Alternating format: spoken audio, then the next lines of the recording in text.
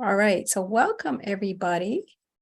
And if you'd like a link to the chat, it's at tiny.cc ChatGPT CS. I've just put it in the chat as well.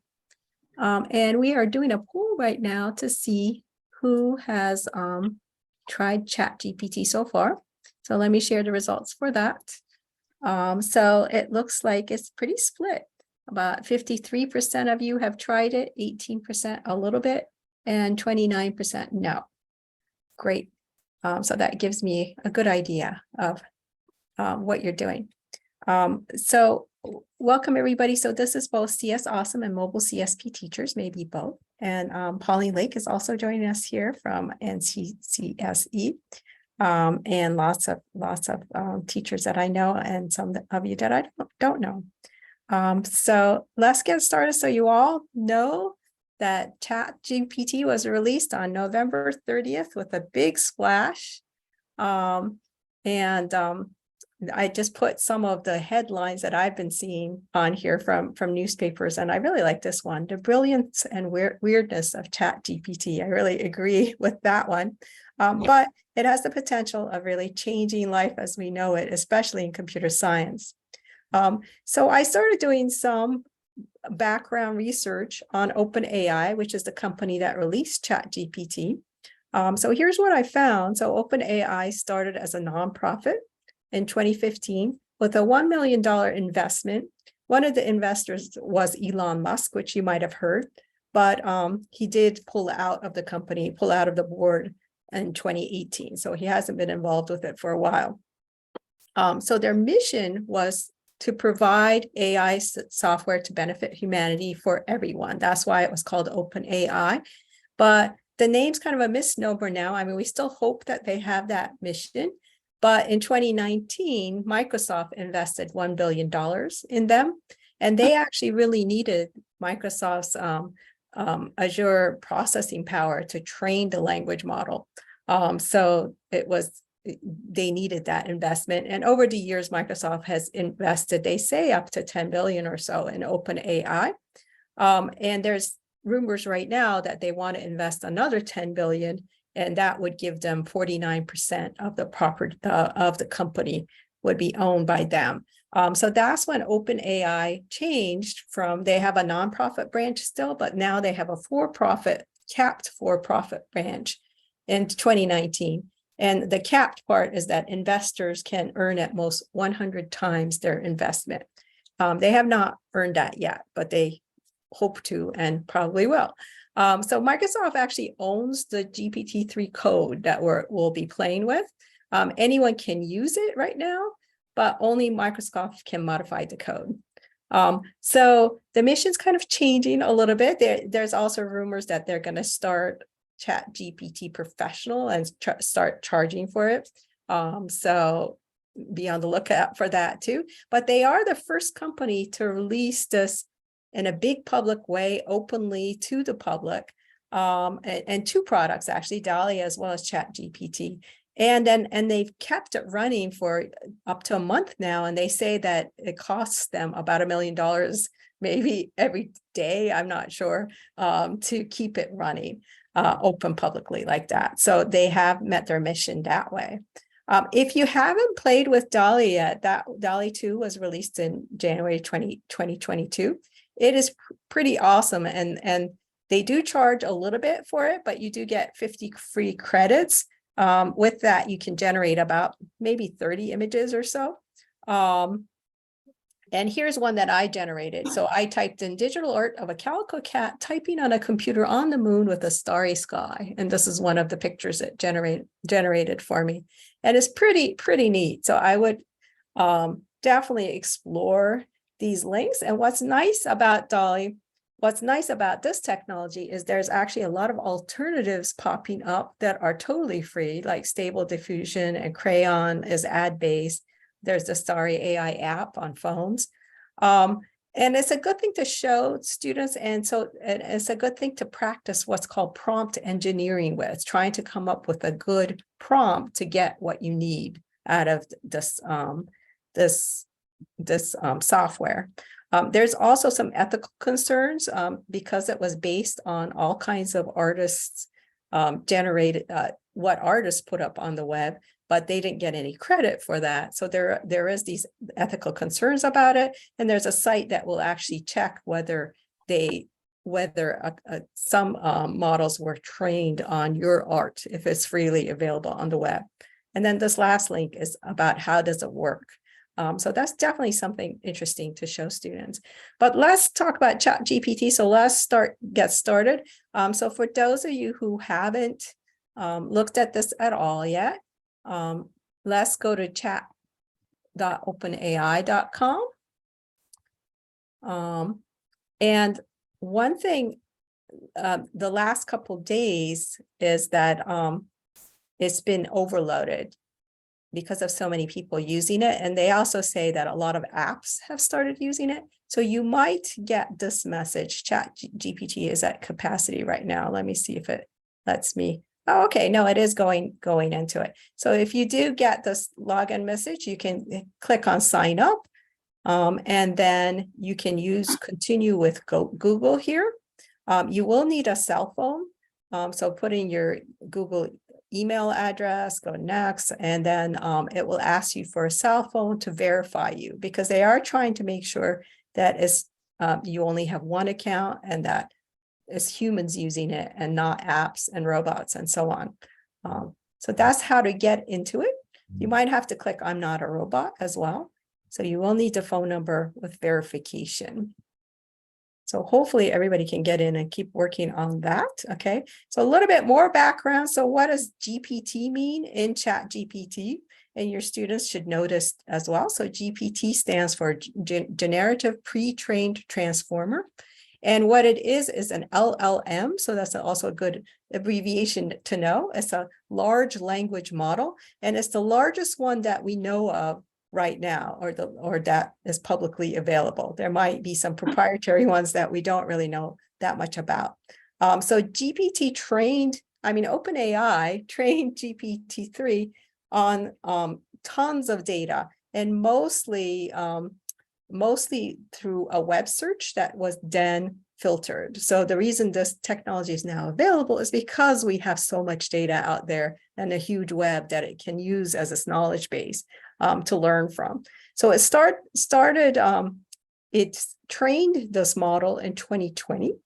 And this is why it doesn't know anything beyond 2021. So for example, it doesn't know about the war in Ukraine. And ChatGPT is actually based on version 3.5, which hasn't been released yet. And also it's also been trained with lots of dialogue training. So it can converse with you back and forth. And a lot of that had a lot of human feedback as well. So there was a lot of training going on beside just learning from the data. And GPT-4 is supposed to be released pretty soon.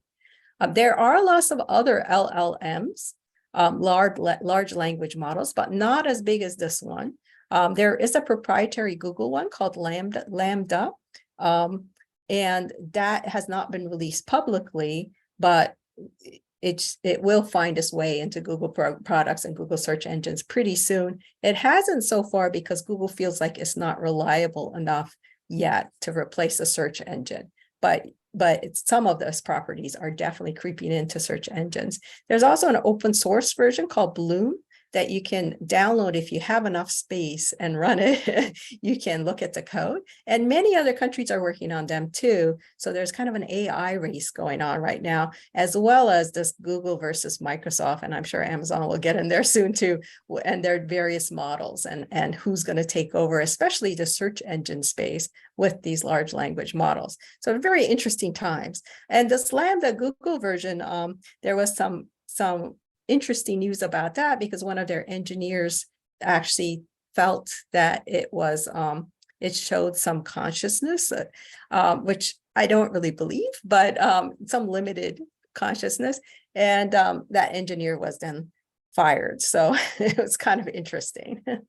But we haven't been able to try that one yet.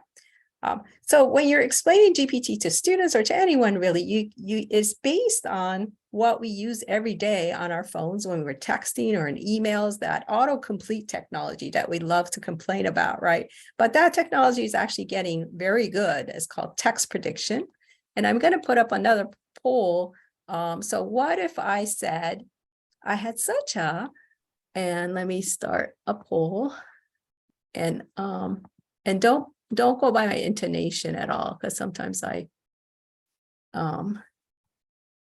so think about what the next words are. I had such a what, and then was it one of these? And let's see what people come up with. So we have 51 people so far. Let's see. We have about half of you responded.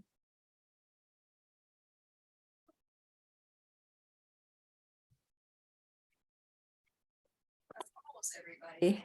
So I'm going to end the poll and share the results, and you can see that my first option, maybe because I had it first actually, but I think this is also correct, that if you looked at all of the data across the web or in any kind of corpus, you would probably find great time, at least 49%, close to 50% of the time. I had such a great time. I had such a good time was next with 24%. And then the rest of them were like between 2 and 10% for all the rest of these, okay? So you can see that if you have enough data, you can predict what words come next, right? So here I put 60%, but maybe it was more 50%, great time. We also know that we're probably going to have a noun here or an adjective and a noun. So there's lots of things we can predict from here. And you can definitely see this say in Google search as well. For example, if you type in world, right now, World Cup comes up because so many people were searching for World Cup about a month ago, okay? All right, so let's go to chat.openai.com. And if you couldn't get in, did anybody not get in? Oh, thank you for sharing the slides again. But if you couldn't get in, so here's the chat.openai.com. You could try the playground instead, which I'm going to talk about next. And you can get to it from this slide. So let me see if I can still get in. And let's see, where was I? ChatGPT right here. Okay. So there are some examples that you can try, explain quantum computing in simple terms or something like that. What was I going to try? Oh, something CSAwesome related. So I was going to do explain object-oriented programming in simple terms with an example. And let's run it. Oops. So I think perhaps I need to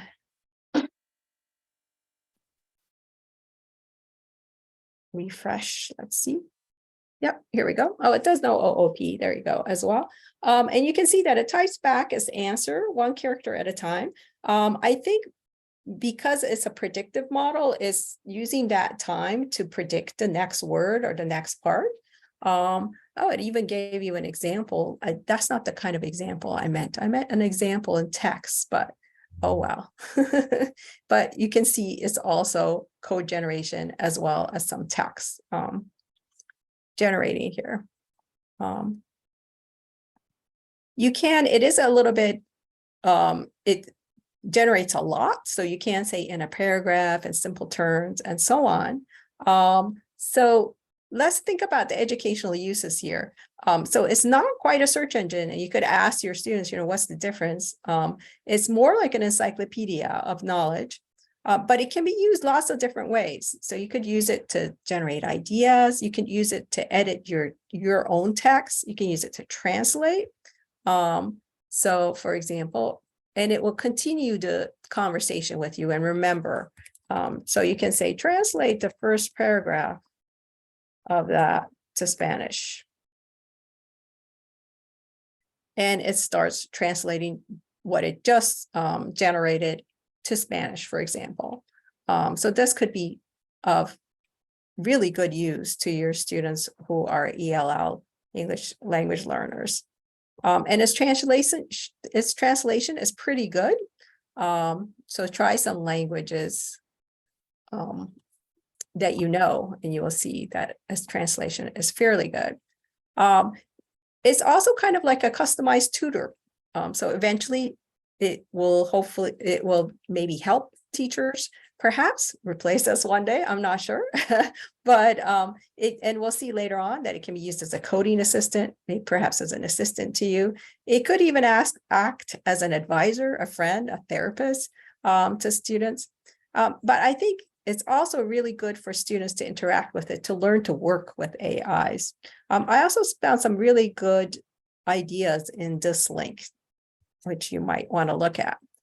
So let's look at different examples that I put in here. So I put the tutoring or explaining concepts, which we just saw, the object-oriented programming. So here's another good use, generating ideas. So my students had to write a discrete math paper and its applications to computer science, and they were having a hard time coming up with ideas. So we typed in, generate some ideas, and it gave them lots of different directions to go into.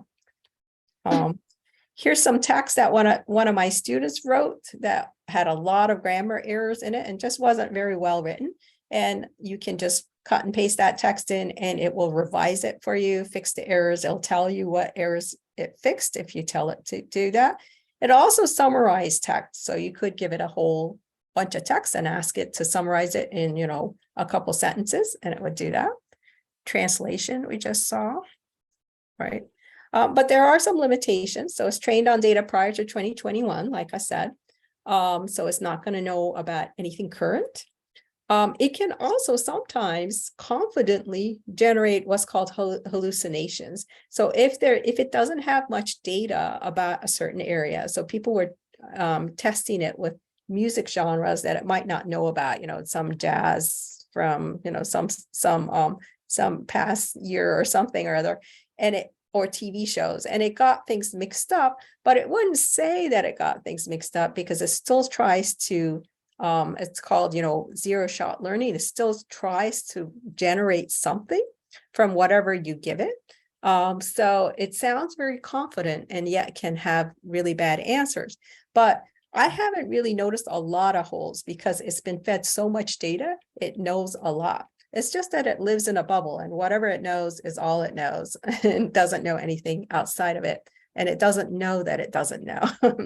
It also, I'd love to see, where is it getting this data from? I'd love to see references and citations. It doesn't usually do that unless you ask it to, or if you refer to a particular book or something like that. For students, it's a very simple interface. It's only text-based. So a lot of our students have trouble reading through all that text, and it tends to generate a lot. So that might be a shortcoming for students, but certainly you can add all kinds of different interfaces to it. And I can see that, software development is going to really take off in finding lots of different interfaces for that. The Google has a Socratic app, for example, that has a better interface. There are some privacy concerns with accounts. So this is a handout that was also, I think someone posted on CSAwesome, and why, that you might not want to use it with students, because it is collecting information from you. And they're using whatever you type in to train on as well. It has gotten a little bit better because now you can actually you can save different chats and you can delete them, and you can delete your whole account as well. So now you have a little bit more control there. And there's, massive plagiarism concerns, which we're going to talk about in a little bit. But let's explore some more. Somewhere I had a link to these ideas. Let's see, I think way back here. Prompt ideas, yeah. So if you want to try some of these, I saved this, and I made this an editable document. Let me put it here, prompt ideas. So if you have some good prompts, you can also put them in here, and it does, I do have some coding ones here as well. So as you go down. So let's talk about, as a teacher. And so this was more about students, but as a teacher, what you can do. So it can really assist you. So you can have it generate lesson plans, really detailed lesson plans, or just ideas. So here's, give me some holiday themed coding projects using loops and if statements.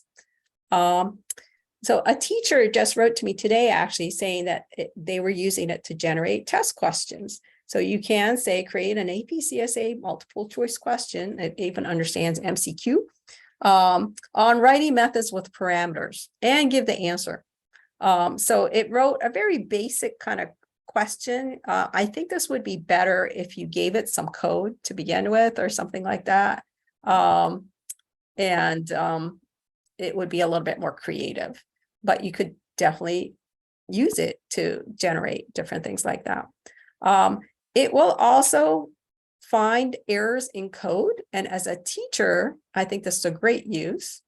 But as a student, it might not be. So let's try, for example, this code. So this is from CSAwesome. I think it's challenge 1. And so your students could just put in some code here and have it debug it. And this could be good or bad, because, if they're working on some code and they're really stuck, this might actually be helpful for them, that it helps them get unstuck.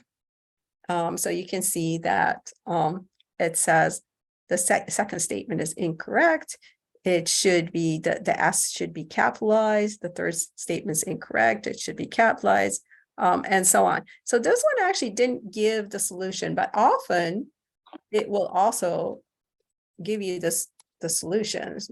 Let's see if you say, show me the solution. That might,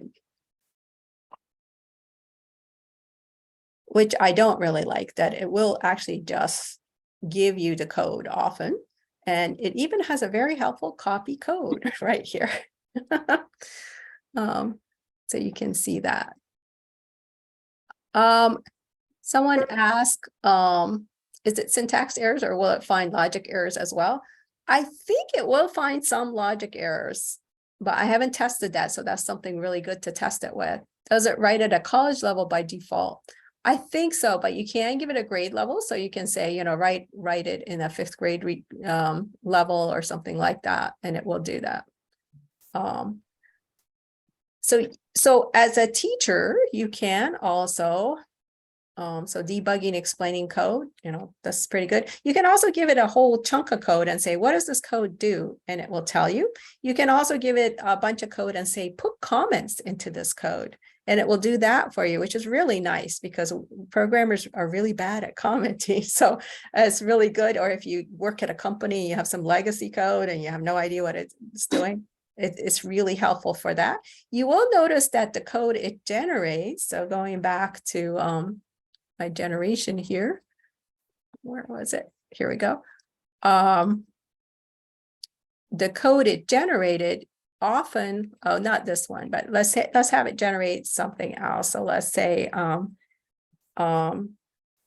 write some code to do a binary search, and it will do all kinds of different languages. So you can tell it in Java. It trained on GitHub code. So anything that's popular in GitHub, it will have that code. So I asked it to do binary search in Java, for example. And once it generates it, you'll see that it'll put in lots of comments. So that's one way. If your students all of a sudden have these lovely comments in their code when they don't normally have that might be a way. It's being very slow. That might be a way to catch them. So let me go and show you that one. I think this was it. Oh, this was a different one. So it was write a guessing game in Java. So here's an example of a guessing game. And I think this one, if I cut it off, but usually it will have lots of comments in there. So it's also good as a coding tutorial. So I had a student, for example, working on a final project doing Python pandas and some data analytics. And she forgot, so she had a spreadsheet with lots of job salaries by state, but she forgot how to put together all this, the state information together. So she forgot the group by function, basically. So we just typed it in here to see what it would do, and it gave her a step-by-step tutorial of what to do. And this was actually really helpful for her. And I thought it was good because she still had to follow the step-by-step, and it helped her to get started, and then she could do other things as well. But it could be a good use or a bad use. So these days, whenever you come up with some kind of coding assignment, I think it's good to see what ChatGPT will do with it, so that you know what's going to happen, okay? But there are some plagiarism detectors out there. So Hugging Face and GPT-0 are the top two that I've heard of right now. So the Hugging Face is actually trained with GPT-2. So let me show you how this would work. For example, let me copy something that's been generated. So, oh, it had a network error. Interesting. So let's say, was it all of this? Well, let's just copy just this much and see what happens.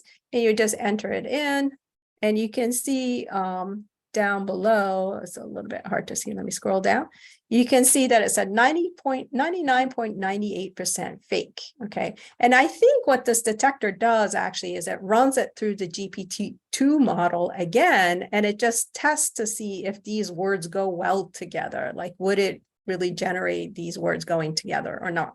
And so it does pretty well. If you change some things, you know, this Java program defines a class type called challenge 1, something like that, you should see, you know, the percentage going down. You know, let's cut some of it. I don't know. I think this will work. I'm trying to make it go down a little bit. It still says fake mostly. The more text you give it, the better. So you can keep editing until you get less code. So this one, GPT-0, was in the news. So there is a free demo. It sometimes has too many people using it. This was a 22-year-old in Princeton, I think, who wrote this code. And what it was, it used a different method. So it was actually trying to see whether the writing was at a higher level, and it noticed that the sentences tend to be very similar lengths if it's AI generated, whereas humans tend to, you know, write one long sentence and then one short one and so on. So that's what it was trying to do. So, but it is a little bit slow. So let's see, let's put this one in and see what it does. And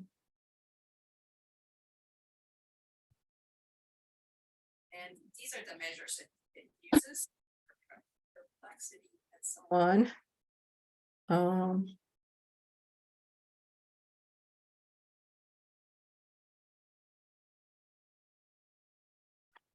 eventually it will tell you whether it thinks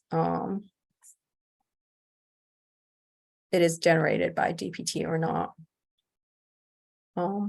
So I would love for people to try both of these and see which one works better, especially for code and text and so on. There's another one here I put, which I know doesn't work as well. Originality.ai is actually starting to charge for this, okay? And Turnitin is starting to add detractors too. So in the next, I don't know, 6 months or so, I think they will probably add it in. So we're kind of in the Wild West period where there's nothing to detect this, but I think within 6 months or so, there will be a lot more detectors out there. And ChatGPT itself actually are aware of this problem, and they want to add some kind of watermark.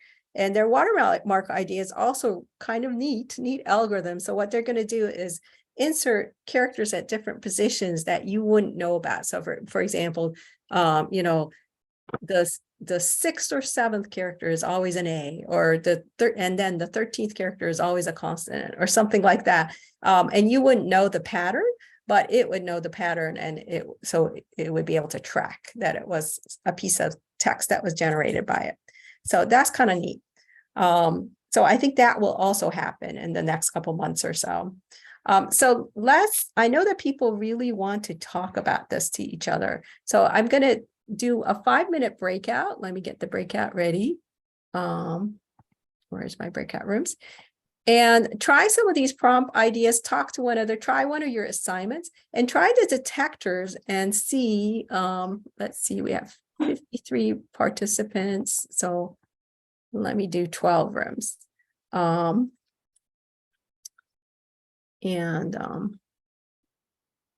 we go. And then let's come back in 5 minutes, and we'll talk about more things after that. So let's see, let me do 5 minutes. All right.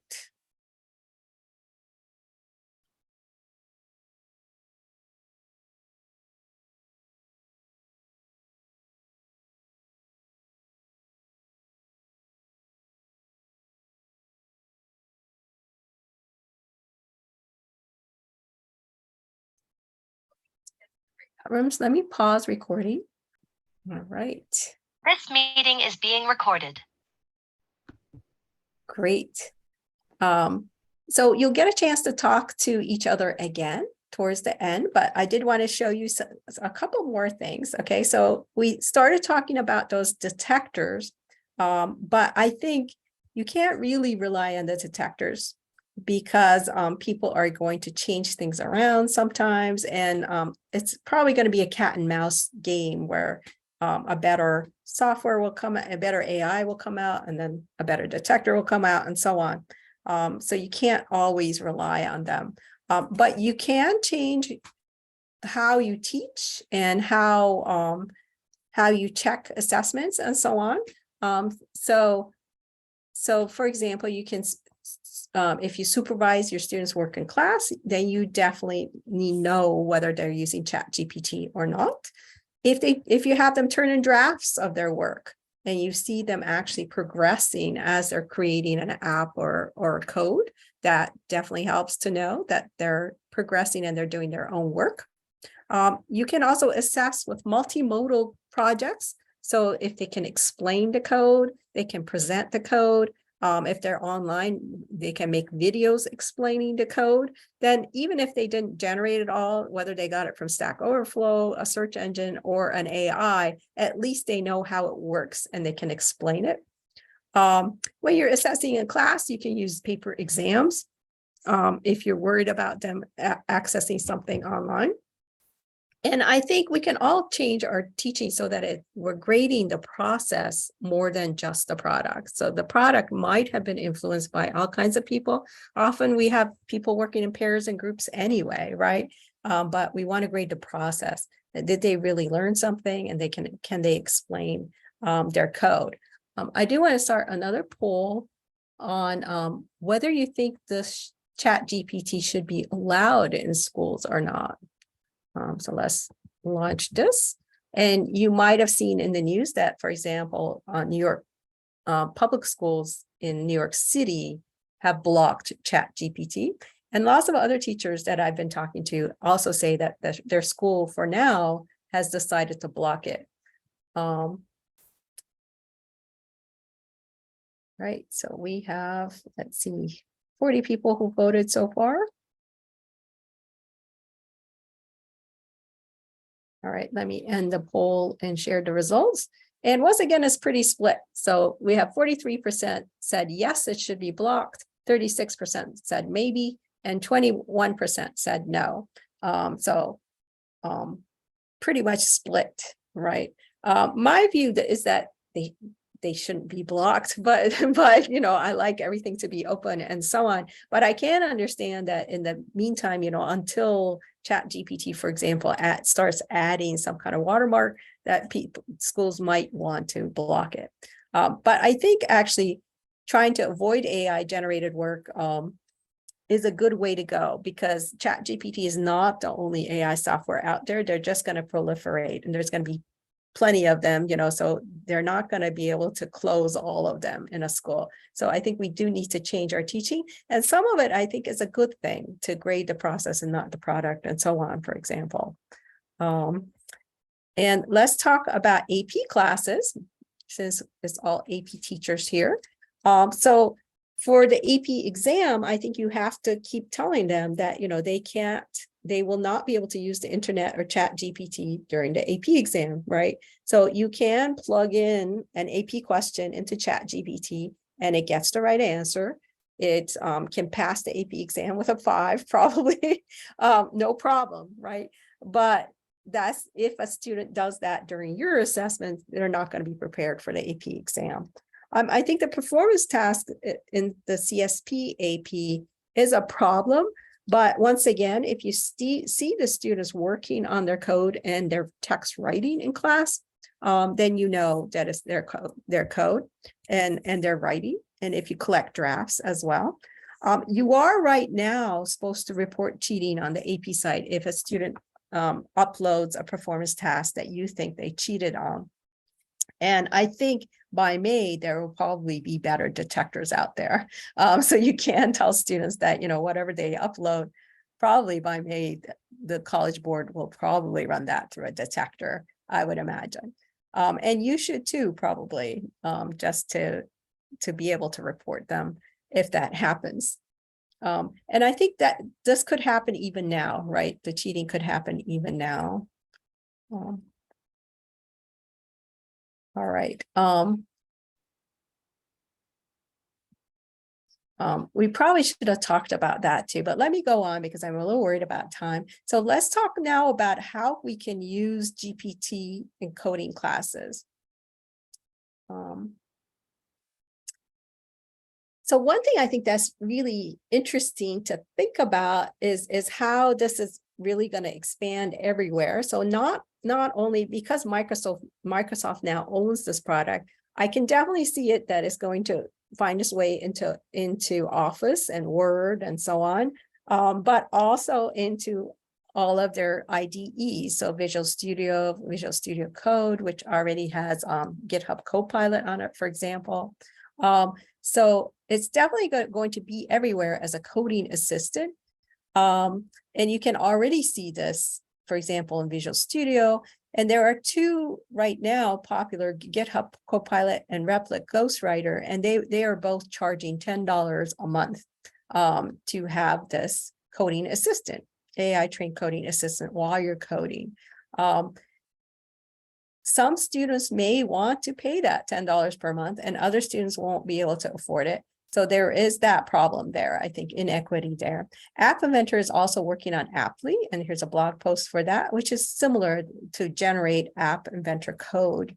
It has not been released yet. Evan from MIT is here with us from MIT App Inventor. So if you have any questions, definitely put in chat for him. I think it's also interesting to note that this could be a good thing because it lowers the bar for becoming a software developer. If you can have this coding assistant with you while you're coding, I think it eliminates some of the barriers and it eliminates perhaps the access problem where some students have had a lot of coding practice and other students have not, and perhaps it raises all students to the same level. But what's going to happen in software development? So I was asking some of my students who are working as software developers, and they were saying right now, actually, there's a big boom going on because every company wants to add AI solutions.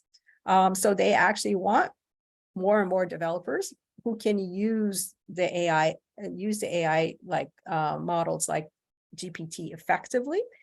So developers will have to be able to work with a coding assistant and write clear specifications of what they need. And then once they get the code back from the AI, be able to creatively put it together and be able to test it to make sure it works well and come up with new product ideas. So there's still a lot to do, even though you have some kind of coding assistant working with you. One thing I decided to do in my classes this semester is to give my students some practice in doing this. And so OpenAI has an API and it's very easy to use. In fact, you hardly do any coding at all. But I thought of 3 ways that it's being used right now, or what I see out there. So what you can do, so GPT is a very general type of text generation, but you can narrow it to a certain task. So through the prompt, you can narrow it to a task, like I just want to do translation, I just want to do image generation, and so on. What I'm also seeing is adding personality. So a lot of companies want some kind of virtual assistant greeter for their clients, talking about their company, answering questions for their company, or adopting the style of someone. And this could be good or bad. So there's a whole new company called Character.ai where anyone, and I think this is free to use, anyone can write a prompt to create an AI persona, basically, that talks like Mario or Elon Musk or Tony Stark and so on. And I can actually see this also. I think people will try to create AIs that are more like themselves, to kind of immortalize themselves. So it's an interesting direction. I think there's a whole, definitely a business idea there. There's also Valley that was just released, and that can adopt someone's voice really easily through machine learning, just by giving it a very, very small audio clip, and it will immediately start talking like you. It has not been released yet, but it's a paper has been released about it. Okay, another way to adapt it is to add custom data. And you can actually fine tune GPT. So you can ask for it to be trained again. They do charge for that. But you can even add a lot of custom data right into the prompt. And I think that's a good thing to do with students as well. Okay, so let's actually try this. And the way to start this is to go to the playground for developers.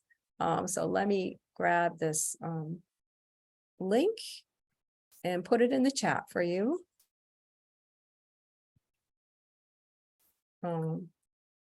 You might have to log in again for this or sign up for it. I forget, because I did it a while ago. And if ChatGPT is busy, this is the playground I was saying that you could go to. It uses GPT-3, not 3.5, I think. And it has various models here that you can play with. And it does charge you pennies to use this, basically. But I've been using it for a couple of weeks, and so far it only charged me 18 cents, and it gave me, what was it, $18 free, something like that. I forget where I put that. Yeah, $18 free credit. So let's right, you can load a preset and you can save your preset, so you can try different things, like write a tagline. You would write your prompt right in here, but you can actually control more things, which is really nice. So if we say, you know, explain OOP with an example of a car or something like that, and let's say we submit here. I meant to change some of these things. So you can play around with things like the temperature, which controls the randomness, and the maximum length here, and the top P, which controls, it's hard to explain. Let me put the probabilities on. So if you put the probabilities on, let's do most likely. Maybe I have to do this again. Actually, let's do it again. Submit. So now when you put the probabilities on, I really like doing this, because once it's stopped, you can click on things and it will tell you the probability. Remember when we were doing the text prediction and it was, 30% great day and stuff like that? It will show you what word it chose and what other options there were. Okay, and the randomness lets you pick other options, not just the 99% one. So once in a while, so if you play around with these and make it, very random, and the top P, if it's low, it means that it will consider things in a wider, it will consider more of these, basically. So the top P, it will consider, so if you put it at 0.5, it will consider all, half of the options that it's given, for example. So if we do it again, and so now we should probably get different words, and sometimes you'll see that it will choose, oh, this is actually, I don't see that much with text. I see more with poetry. So if you do write a poem about Python, then it's more creative. Then you'll see that it will choose more things. Wow, that's a really big, and you'll see that sometimes it will choose, so here, for example, it chose easy instead of popular, which was 13%, because we said to make it a little bit more random and to choose among more options. So it didn't choose the most likely. So this is kind of fun to play with. I think poetry is the way to go because you can play around with it. But you can also come up with an idea. So one idea is what they call more of the sarcastic robot. So you can give it this prompt. Marv is a chatbot that reluctantly answers questions. Can you share your screen, please? Oh, sorry. I am sharing screen. Do other people see my screen? Yes. Yes. Okay, great. Okay. So if I stick this in, okay, and change some of the settings. So for example, temperature 0.5 and so on, and the model that I want.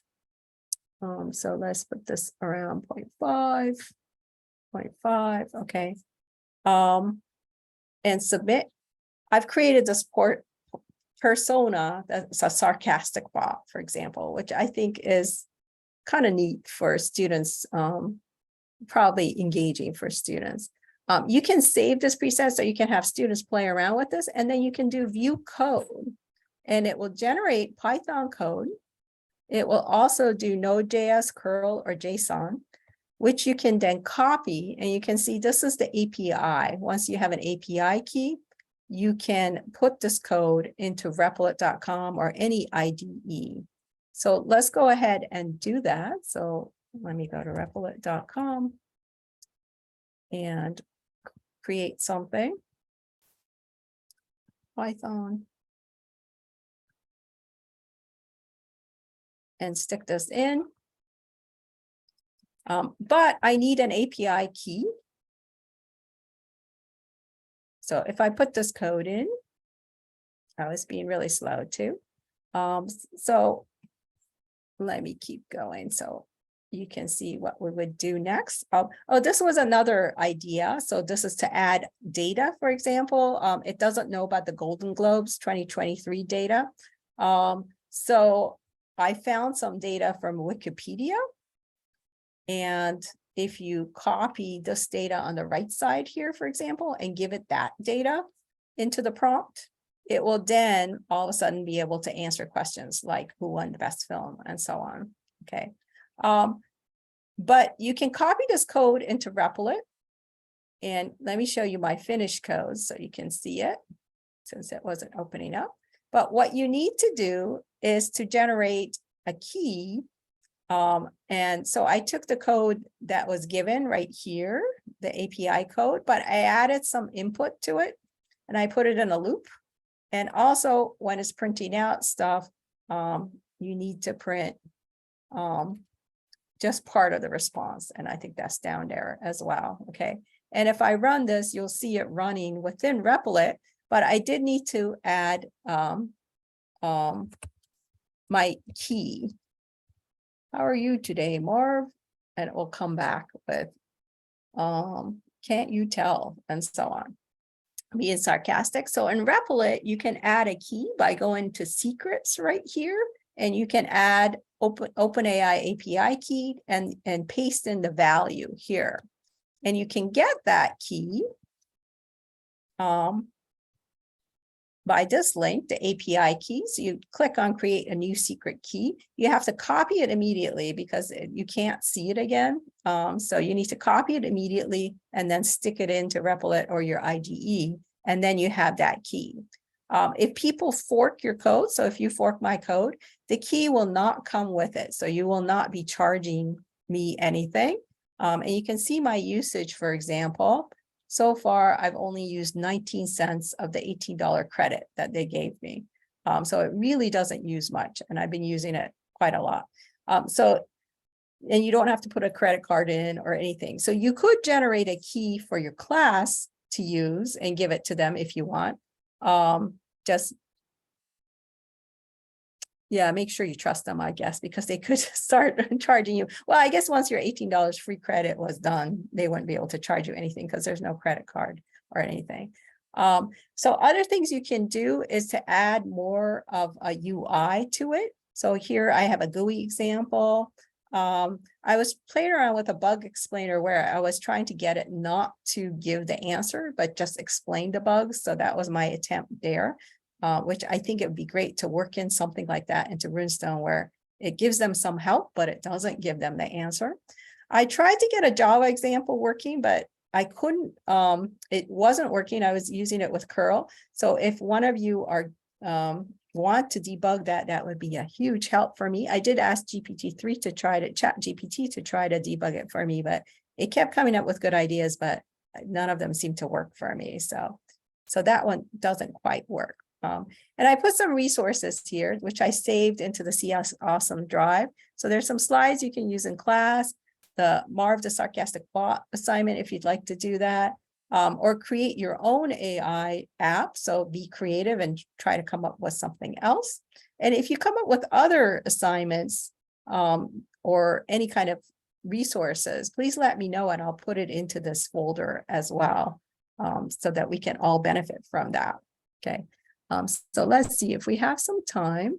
Let's let me stop share. Let's go back to our breakout rooms. Oh, it is 7 o'clock. Okay. So I think some of you are going to take off, but if people want to stay around, I'll open up the breakout rooms again, and we can just talk about different ideas and the pros and cons about using ChatGPT in class. And then we can come back. There is a shared document, which let me give you the link to that so you can add to that. Oh, it looks like someone has a question. Did you have a question, Robert? I did a bunch of questions. And so first I want to share, I'm a chemistry faculty and I'm approaching this from a whole different perspective of just how well it does in answering open-ended questions. And I gave it some of the questions that I have in a graduate level course in carbon capture I plan to teach this semester. And it seemed like the answers got better each time I asked it. I was quite impressed with this. Because it's learning from what you type in as well. Yeah, that's what I thought. And it's a much faster learner. And my question just, Beryl, as I had introduced myself, is how much these AI apps are going to drive chip need, chip development, any estimate on the compute cycles, you know, how much of a rocket is this going to be? Because this is both edge computing and server computing, isn't it? Yeah. I think you're right. Like it is going to, you need a lot of processing power and space, definitely. So the slides, someone just asked, is there a document with all the links? So the slides, could someone share that tiny.cc document as well? A link as well. But I think you're right that it is going to, we're going to need stronger processing power, more memory, and so on, because these models take up a lot of space, a lot of time to train, a lot of processing power. But I think what's going to happen is that people are going to start using models that have already been trained and then using their APIs and build off of them. So I think, you know, a lot of software and apps aren't going to really need that processing power, only the people who are training the large models. So I'm not sure how much. That was a great answer. That was a great answer. Yeah. Thank you. All right. Should we, actually there's only 34 of us. So yes, training takes more resources than running. Thank you, Evan. That's what I was trying to get at. Okay. there's only 33 of us now, so why don't we just open up your mics free for all? Let's talk. Let's instead of having to break out and ask any questions that you have.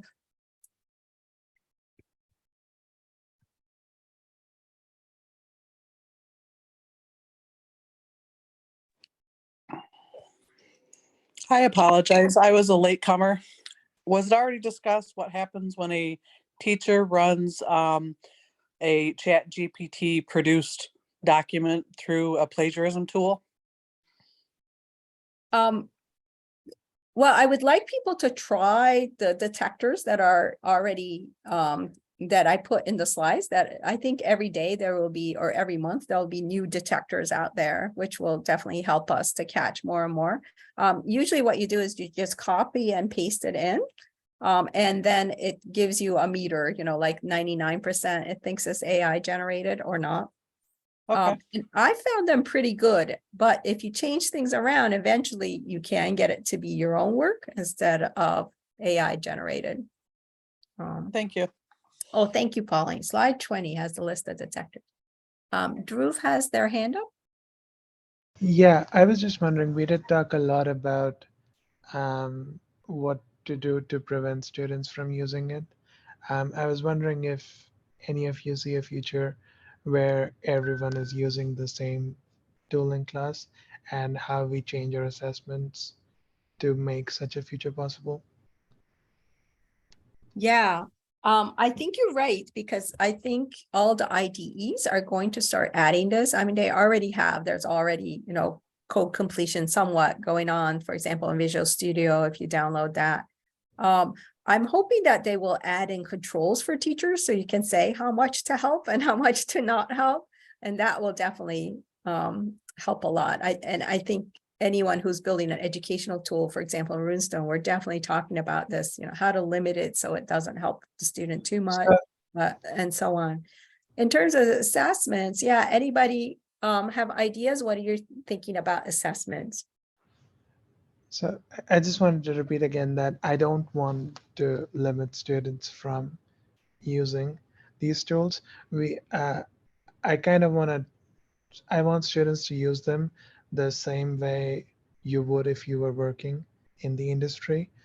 But at the same time, we still want to make sure our students are learning. So do we move for more comprehension questions? We don't really need students to write code. We just ask them if they understand what prompts, what the model is giving it. Maybe, so some of these models give you a bunch of options instead of just one answer. Maybe what you can do is have a student select what they think is the best option and explain why. So that's kind of I like all of those ideas. I really like all of those ideas. I know some teachers, they're just doing assessments with paper and pencil, because then you know it's the students' work. So there are still ways to do assessment as long as they're supervised and you know it's their own work. But I think if you want them to use it, you're right that they need to be able to effectively use it and be creative and come up with maybe new ideas of how to use it. They need to be able to test what it produced, what generates, compare what different options, like you were saying, of what it generates. So definitely a lot more, I guess we need to talk to our students to see how much they understand and what they can do with these tools. Well, I always have this discussion every year because there's been tools out there for a long time that can help them with things. And so, you have to approach the students right from the beginning and say, I know about it, you know about it, we all know about these things and they're out there. What's your end game with this course? What are you trying to get out of it? If they want a passing score on the AP exam, they can't rely on these tools. They just can't. It's not going to work for them. So Yeah. you just have to have that honest discussion with them. I mean, we all know they're there, and there's been things before this as well. So, they just need to understand, if you want this outcome, you're not going to be able to just rely on these things. It's true. Yeah. I had an interesting discussion with my students this week about this, and different viewpoints that my students shared. One student shared that if a teacher assigns homework, they need to assume that as a student with a busy schedule and responsibilities, I'm going to use every tool available to me to complete that homework. And then another student, which I thought was interesting, she says, my parents don't go to GPL, you know, they don't work at JPL. I don't have older brothers or sisters to help me with my homework, or my parents help me with my homework. This evens the playing field. So I thought that was a really interesting perspective. And so, and the other thing is I use Notion as my personal note-taking app. And I've just in November completed moving all of my students' notes, digital notebooks to Notion. And then in November, I got the beta release that integrated ChatGPT into Notion. Oh. And so, so anytime you just hit / as if you were typing anything, and it has all the features of ChatGPT integrated into that note app. So, and you can integrate IDEs and everything else, replets and things. So I was excited that I finished this, but then I was like, wow, that really makes it so easy. To me, it's almost like the interface. How easy is it for the students to use it to not think? And so now I've got a question. Do I continue using this, that I put all this effort in a year's worth of work to make this tool for my students? Because the interface now is so integrated into ChatGPT, they're gonna be tempted just to not think and use the tool. And so, so that's where I'm struggling. So Yeah, well, maybe you have to add like presentations or something as well, that, you know, because if the text was generated by an AI, but they still have to present something in class, you know, that they understand it or something. And I do a lot of that, like anytime they code anything, I want them as partners to explain it to me. And so that's integrated into my teaching. So I know and that the students can explain things in their own words. But yeah, it has huge implications. Yeah, it really does. Game changer. Okay, so we have two people with their hands up. I think Bhupinder was first. Thank you. Sorry, I'm not going to turn my camera on if that's okay. No, it's fine. Yeah. So I heard from my vice principal that the College Board is sort of migrating towards digital assessments. And how would that affect, you know? Yeah, well, I think they did that somewhat during COVID, and I think they use locked browsers. So which means that you can't leave the tab on your browser.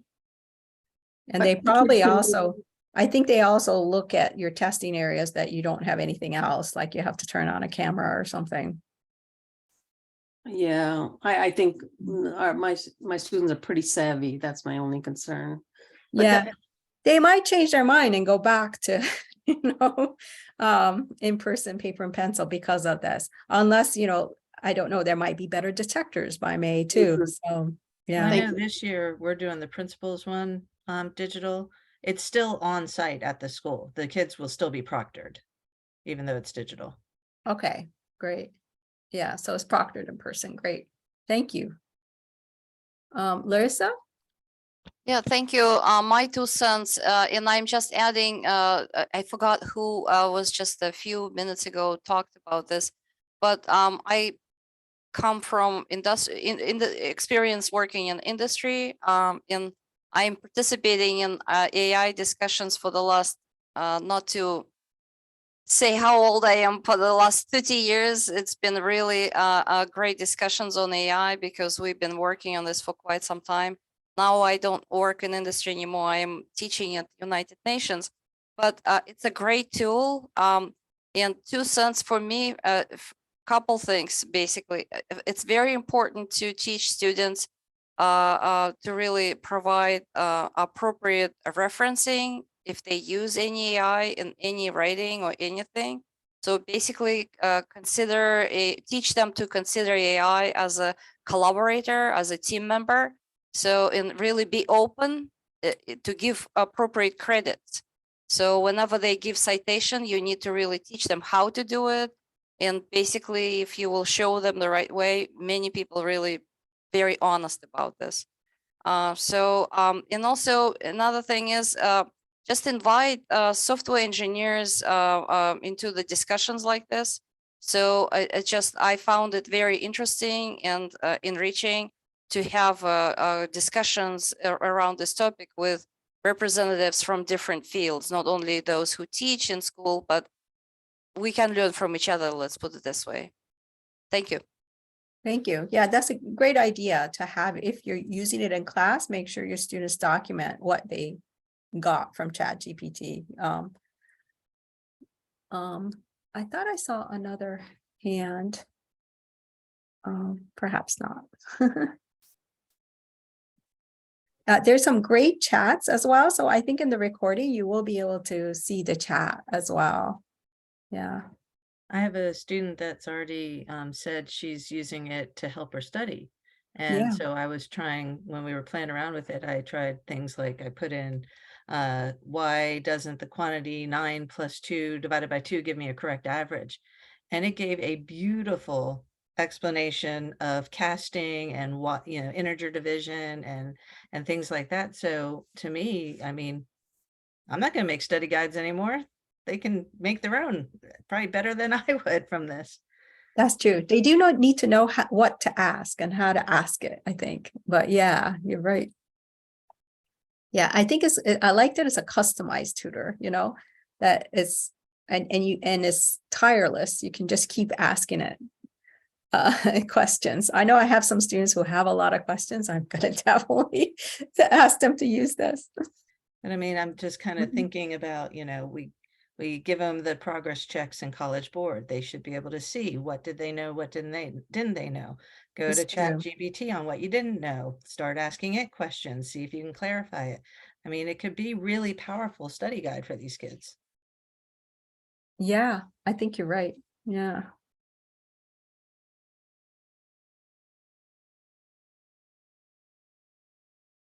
Someone asked, how can ChatGPT make us better teachers? I think for me, it's definitely made me think about what I'm teaching more, and how I'm teaching it and how I'm assessing it. Because I know they'll be using these tools. So it does definitely change everything, but I think in a better direction, perhaps a harder direction, but better.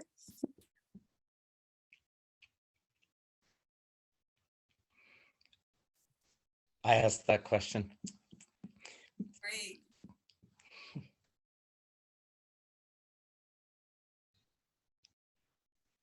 And I think a lot of these tools like Ghostwriter and Copilot, it's almost going back to pair programming, where you're paired with an AI. So maybe that is the future of software development, that you will always be pair programming, but with an AI. Yeah, I don't know if the comments do end up in the video, but hopefully they do. But I was just saying in the chat, actually, They do. with respect to what Larissa was saying, right? That yeah, in Aptly, the version you linked is actually an earlier version. We haven't published a new blog post reflecting the latest changes that we're doing in App Inventor, but we now have the ability in Aptly where you can at any time in App Inventor, you hit Control E or Command E on Mac, and you can type in some instructions and hit Enter, and then it'll try to update your App Inventor project. And it relies on something that some teachers may know about, but others don't. But we had played around a couple years ago, just before the pandemic hit, about real-time collaboration in App Inventor, and so we're leveraging that ability where the AI literally joins the student's project and edits the program with them, and then it leaves and goes back to doing whatever it does in the background. But you actually can kind of see the AI doing its thing as it goes, and then it leaves. So we've been looking at that and how does that affect potentially how students even see the technology, where it's one thing to go to this different tool and just ask it to do something, but now it's editing the program just like a friend would edit a Google Doc with them, right? That's so cool. So it's just another character in this world that they live in, and how does that affect how they see the technology? Yeah, thank you, Evan. Yeah, agreed. That's great. Evan, I think you're using the Codex model, right? Yeah. I mean, the work we did started before ChatGPT was even public, but yeah, we've been using Codex, which is more fine-tuned for doing coding specific tasks. Right. But how is it with natural language? Like, can it generate any kind of natural language or just code? No, it can generate. You can give it a piece of code and ask it to, somewhere like one of the examples that I've been working on actually is similar to what you had said, where I created an App Inventor app, not a super complicated one, but then I asked, comment the button handler, right? The click Oh, handler. okay. And, Yeah, and so it, it can do that. goes, tries to create a comment for it, right? So explain what this button is doing to me, Yeah. to my program or whatever, and Right. it tries to do that. So yeah, so it's not the same sort of dialogue nature that you see with ChatGPT. It's a little bit more one-off in terms of the types of instructions Mhm. that you give it. But sort of the project you're working on in App Inventor kind of represents the culmination of that discussion, right? And so it Yeah. serves as the ground truth then that your incremental requests are executed against. Yeah. Yeah. That's really neat.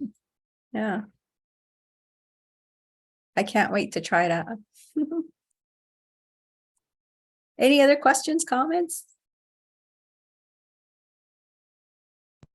Thank you very much for doing this. It has definitely Yeah. made my day. Well, I know I'm excited by it and I know everybody else is too. So yeah, Thank you. fun to talk Yeah. about. Yeah, thank you very much. All right, I'm going to stop recording then.